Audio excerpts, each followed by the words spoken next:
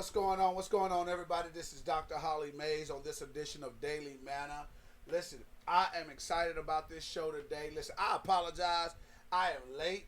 My daughter was truly telling me, Daddy, you're late for your podcast. And I'm like, you're right. Can't even get mad at her for that. So that was my fault. My timekeeper told me the right time, and I was being disobedient. So please forgive me. But listen, we got a great show for you guys today, man. I got a great guest with me today. It's gonna get a little messy today. I'm telling you that right now because some of y'all are gonna get hit in the gut with this one. But hey, y'all know how I do.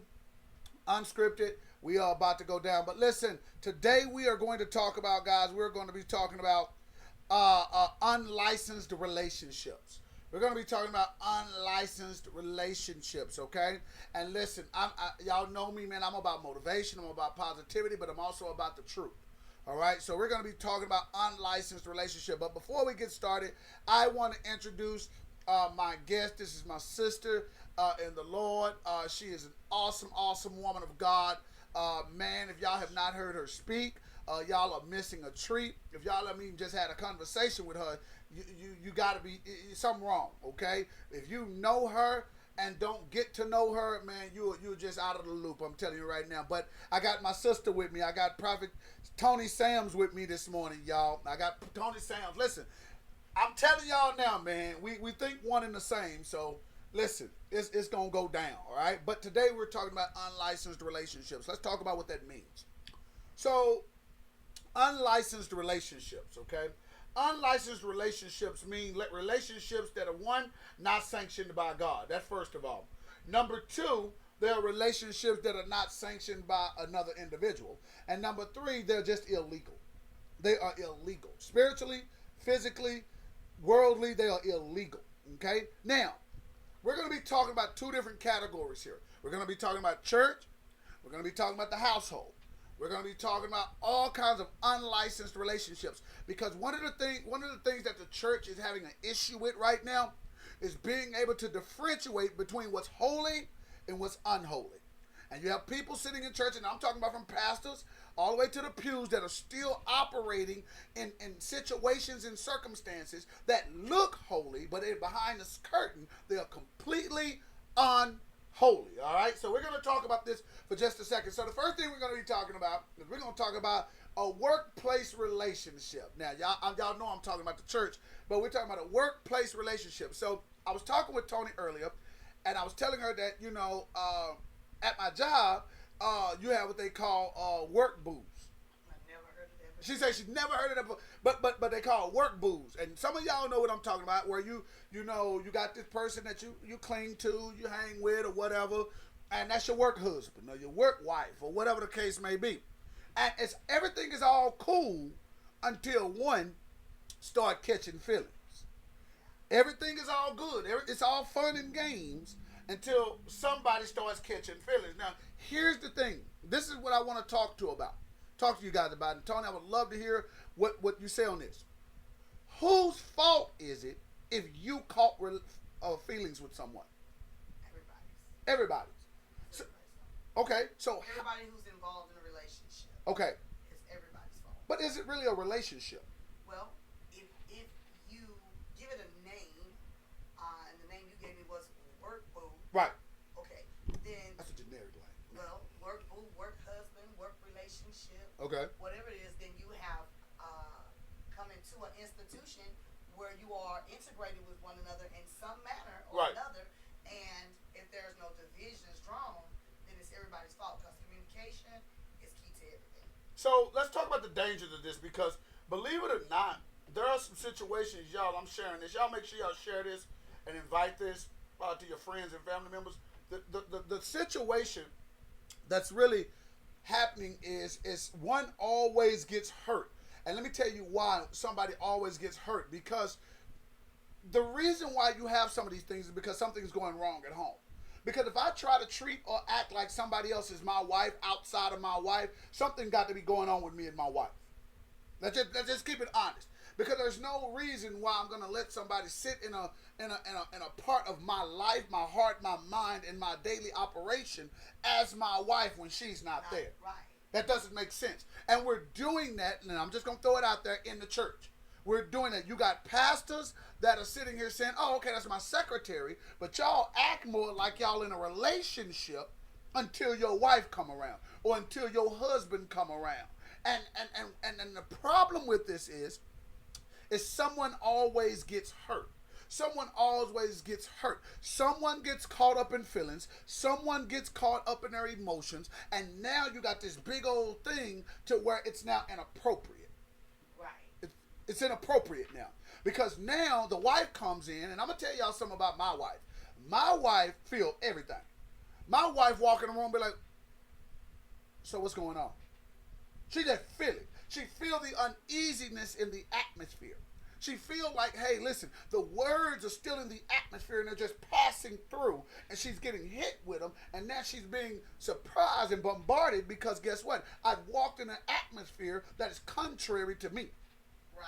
You see what I'm saying? Right. So I'm not invited to. absolutely, I was never invited to this. I just walked in this, and now you got this woman, because I had that happen, and I'm gonna tell the story in just a second, but I had this happen where my wife walked in an atmosphere, and because me and this girl were real cool, she was like, "Well, I feel some type of way," and the girl was treating my wife disrespectfully, Like she was out of line. like she was out of line. You know what I'm saying? And how many pastors' wives do that? I mean, people do that. Like the secretary don't treat the wife with the same respect that they treat the pastor, or they don't listen to the wife because you trying to inadvertently push the wife out of the way because your workplace. This is my workplace kingdom. Yeah, this I'm is the queen of this you know. kingdom. So now you at church every day because that's where you feel comfortable now. You're at church every day. You didn't go to church because you want to praise the Lord or worship or do any of those things. You at church because now that's your world. That's your fake family. That's your fake family. And that normally happens with people who are dealing with a psychosis or a long-term social anxiety situation that says I'm going to connect with something that's going to make me feel better, even if it's just psychologically. Even if it's just psychologically. Okay? So, real quickly, Prophet, I know you done spoke into people's lives. You know, have you ever been in an environment where you felt like, wait, hold on, this is really inappropriate. This is, I mean, I'm looking at the way you As two, a witness. as a witness. Yes. Talk to me about it. Yes. Well, and I can understand how things like that can happen from very, very, very different outlets. Okay. When you have the unequal situation and there is someone that has a real family and someone is being made part of a family but not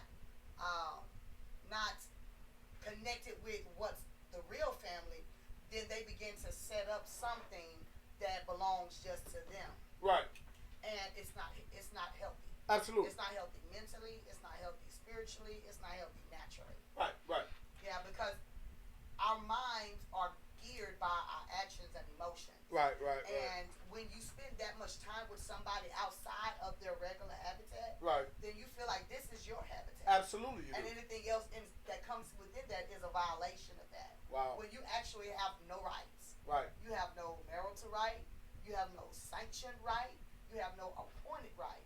Your only right is to be doing the work, but then outside of doing the work, the figmentation of your mind allows you to believe that you have some right or authority to this other individual who belongs somewhere else. So here's the crazy thing, because now you have to ask the question: how long before you want the other things that come with that type of relationship or that mindset? So if I think that I'm your husband or your wife at work or at church or whatever, but all we're doing is doing things like, hey, you know, we're talking, we're sharing things. How long is it before the other stuff? You want the other stuff, the sex, I believe it depends on the individual. Right, because okay. Some people will just settle just for that. Like you said, it's a psychological thing. Right. They will settle just for that. That attention is there for fulfillment. It's their fulfillment. That's all they want. Is that particular attention in that particular arena because it belongs to them. Right. Okay. They're satisfied. Right. They don't want anything more. They don't want to pervert the man or woman of God. They don't want to cause any other kind of controversy for them outside of that by adding on extra demands or wanting something more than what they already have. But can you? That's that one individual. Right. So how many types of individuals we talking about? Three. We talking about three. Okay. So we got the one that says, okay, I don't want to mess nothing up. Right. I don't want to mess it up. I'm good with this. I don't want to mess it up. Okay, cool. What's the second individual? The second individual is, okay, I know who I am right here, and I know what you have over there. So yes, I do want a little something extra, but my little something extra is not going to cause any controversy for you over there. So give me an example. I'm okay with being the side chick, the side piece, Got it. or whatever. I'm okay with that. I just, I want to be able to send you home. Okay. With still being able to reap benefits. That's the second person. Got it. Okay. Third person. I want it all. I want it all. Okay. We've been here long enough. We've been doing this for years. Such and such and such and such. Okay. So I've been working toward a goal. Right now, I need you to help me complete this goal, and I don't care what happens over there. Wow. With that. So that's those three individuals. One, number one, she really don't want nothing. Okay. She's just investing her time and investing her little heart in her little piece that she got. That's it. Okay. And to me, the most diabolical one is that number two. Because it could go either way. She diabolical because she don't care about nobody, not even herself. Mm-hmm. She doesn't even care. And let me say this before I get these text messages. It can go both ways. It can be a male or a female. Right. It can be male or female because we're talking about the ministry, but this could be your workplace. This could be with your boss. This could be with a coworker. This could be with anybody, okay? And the reason why I'm speaking on this is watch this now, because infidelity is one of the biggest reasons for divorce. Infidelity. It used to be economic. It used to be financial. But infidelity, now watch this, the term infidelity means to be infidel, which means that it means to be dishonest. It doesn't mean that you had to have sex with somebody. Doesn't. It means that you were dishonest. Because dishonesty means that you cause lack of trust. Right. Like number one, we talked about she just wants just that connectivity. Right. But that's still a violation of what you have in the other institution. Of course it is. So it is in itself it's cheating. Period. Point blank. A lot of people don't think flirting in itself is a type of dishonesty. Right. And I'm really glad you said that because, and I'm just going to go throw this out there. The church place is the biggest flirt ground. Yeah, when it's two single people, that's on y'all. But when you have obligations, right, commitments, right, and vows, right, somewhere else, right, then you got to keep it to a minimum. And that's why when I talk to pastors that got these churches that got all these women in it. Now, let me just throw it out there. Listen, I'm always leery of a church that got a lot of young women in it. I just am. That's just me. Get mad at me what you want.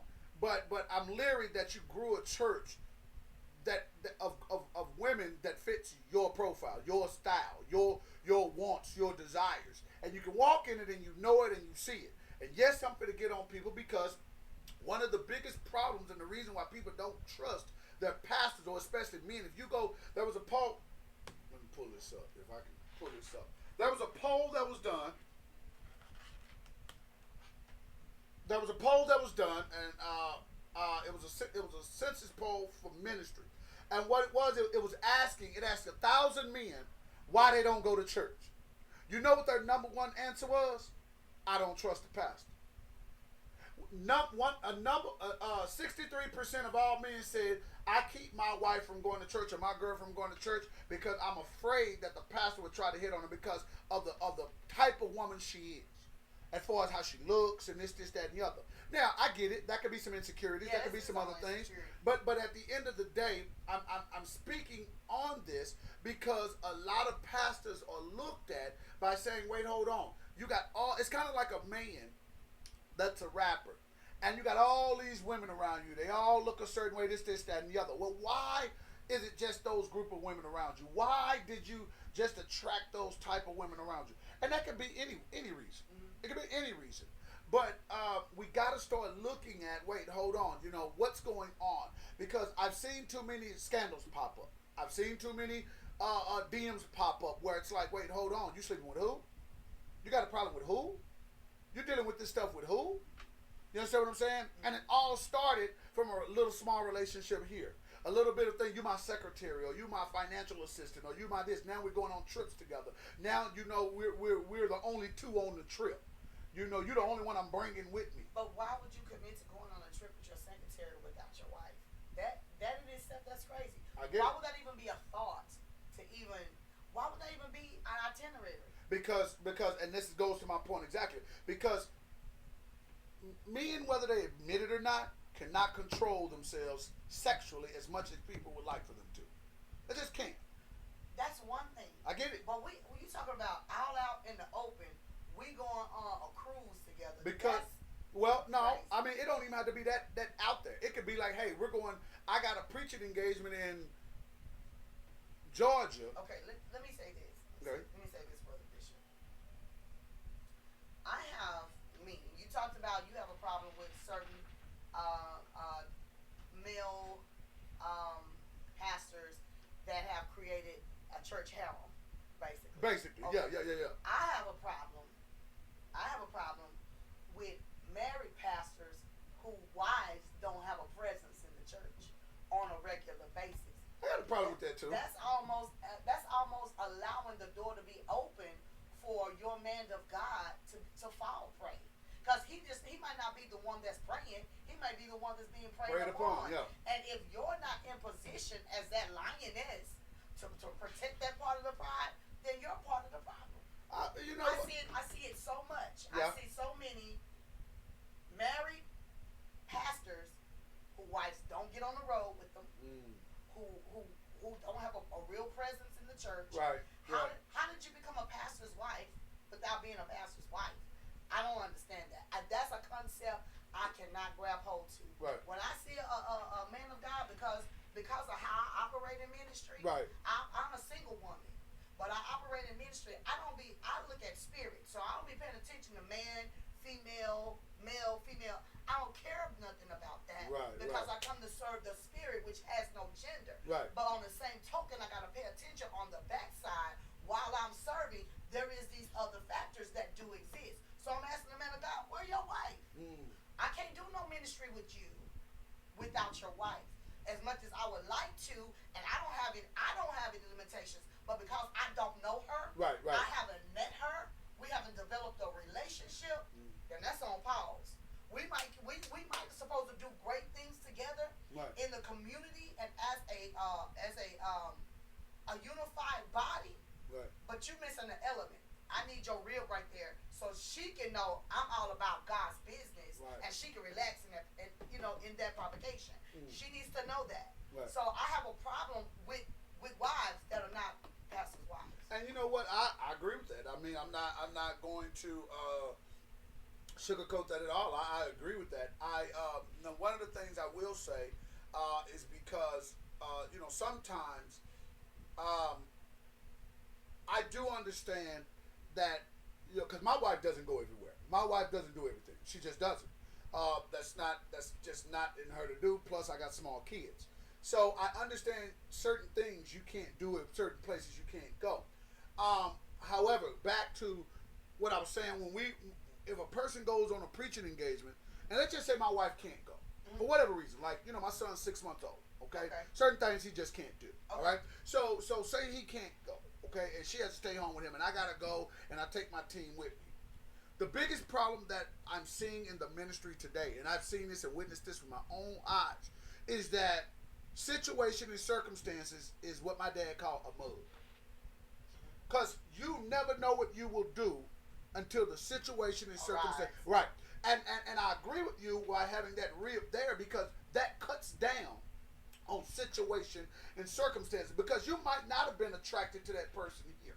And that's why I say these little work relationships and these little church relationships and all that, you may not be attracted to them with a room full of people where all eyes are on you. But what happens when, and I've seen this, matter of fact, I saw it this past weekend, I've seen where you can get caught out, say in a situation to where too many people, and this is crazy, too many people have said, oh, is that your wife? And the psychological transformation in somebody's mind starts to take on that spousal role. Okay, not to get too spiritual. Right, okay. Not to get too spiritual. No, you're good. Okay, but in the room full of people, Yeah. it was something there too. You just clever enough Right. to make sure that it's not communicated with other people. Good all point. around. Good point. Good point. It was there too. And so the opportunity when there's a long time Right.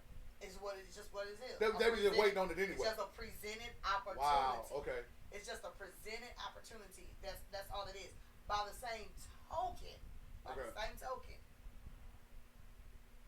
why would there not be a presence? Because there can be a presence without a presence.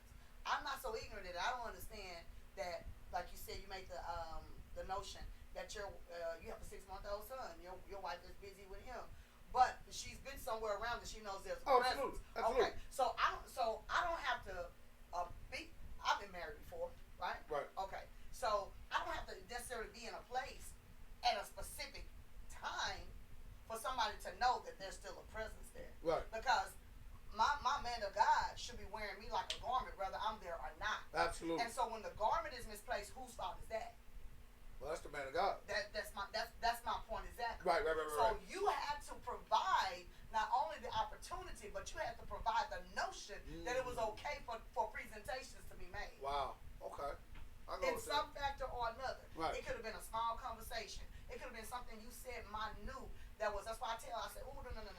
I said, don't ever say anything about your wife. Don't ever say anything about your husband in the presence, especially of single people. Right. Because that's a nugget. They put that in the back of their head. My wife don't cook. Okay, that's why you got all these pastors be having all these people bringing them all this food because their wife don't cook. I was getting ready to talk about that in just a second. Listen, guys, real quickly, if this has been a blessing to you guys and you're learning something from this, man, and we are just getting your day up and running, man, we want you to be a part of our show.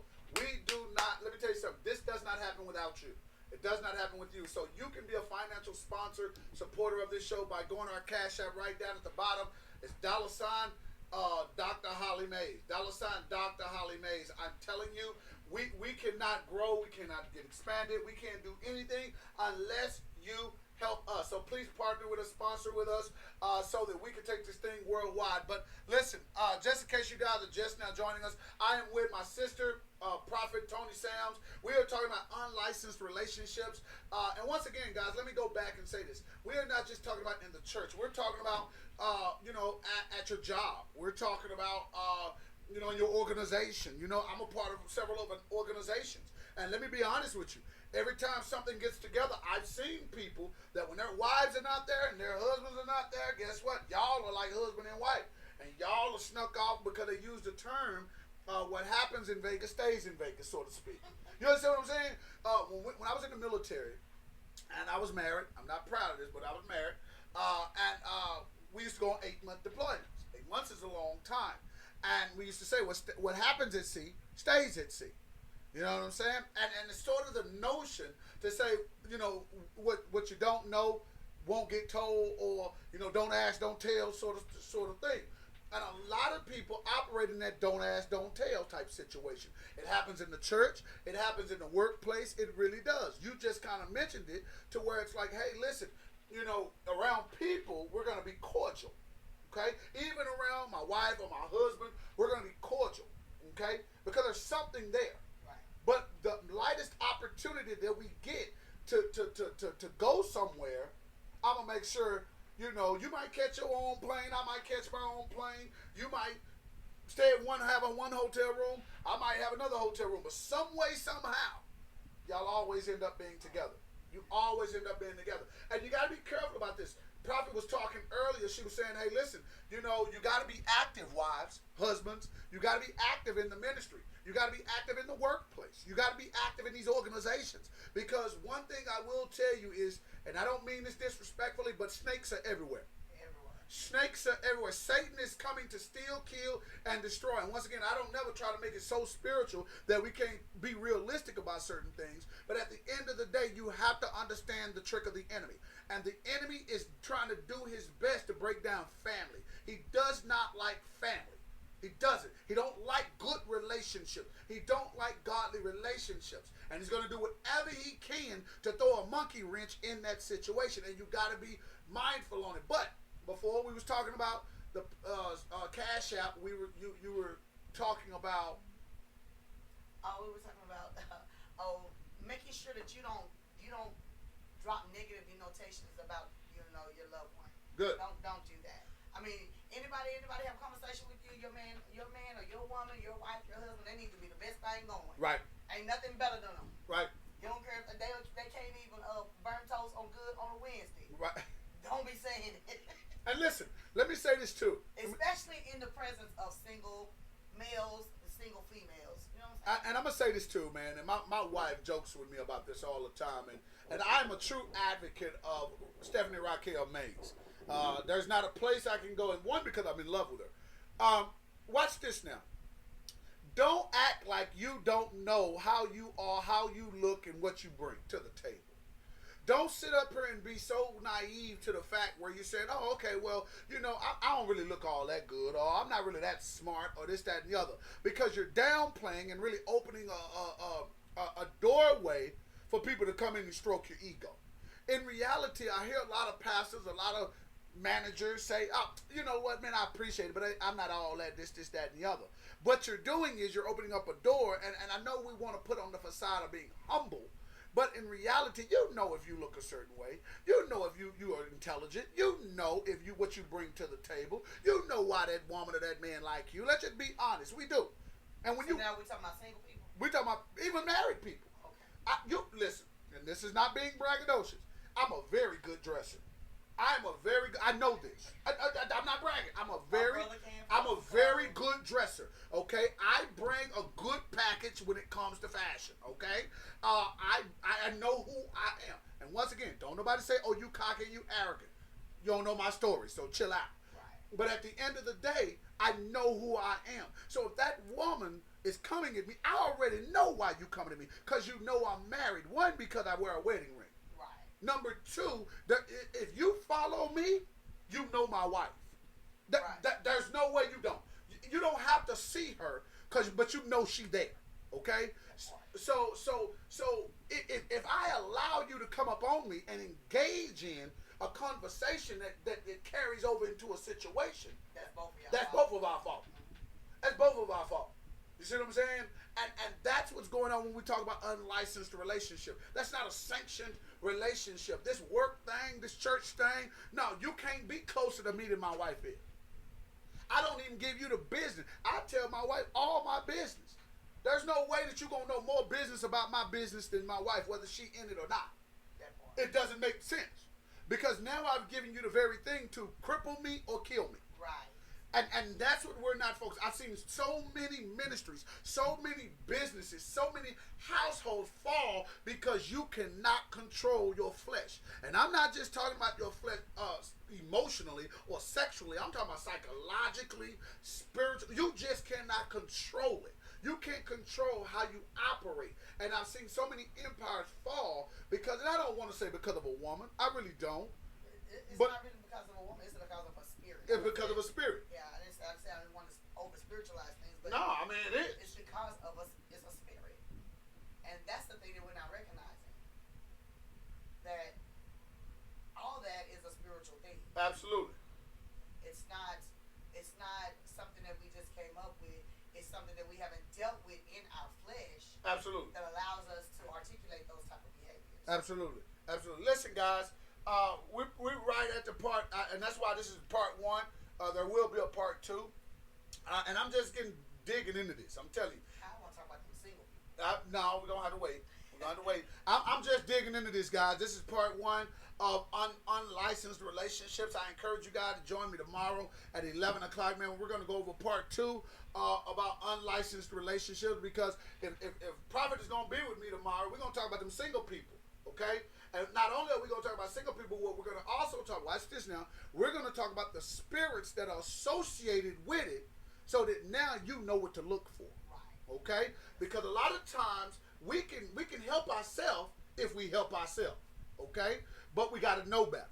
We got to know better. So listen, guys, I love you guys with the love of the Lord, man. Do me a favor. If you guys get a chance, please make sure you help us grow, develop, and build this podcast, this show, this Daily Manna. We want to continue to bring you daily motivation. We want to continue to bring you things that will help you and help build you and allow you to be able to walk out and operate at the highest level to open up and move in your purpose. So we want to make sure that we continue to do that. So listen, y'all go to our Cash App, Dr. Holly Mays, man. I'm telling you, man, we're about to blow this thing up. But listen, Prophet, thank you. Thank you for having me today. Y'all don't understand what it is to talk with this lady. I'm telling y'all, it's crazy, man. You'll learn a whole lot of stuff like you didn't know. You'll be like seriously? Like for real? So listen, man, if y'all know her, man, y'all reach out to her, man. She is awesome. But listen, man, again, I love you guys with the love of the Lord. Remember to uplift Christ wherever you go. And do me a favor, make the rest of your day the best of your day. God bless you guys. Y'all have a wonderful day.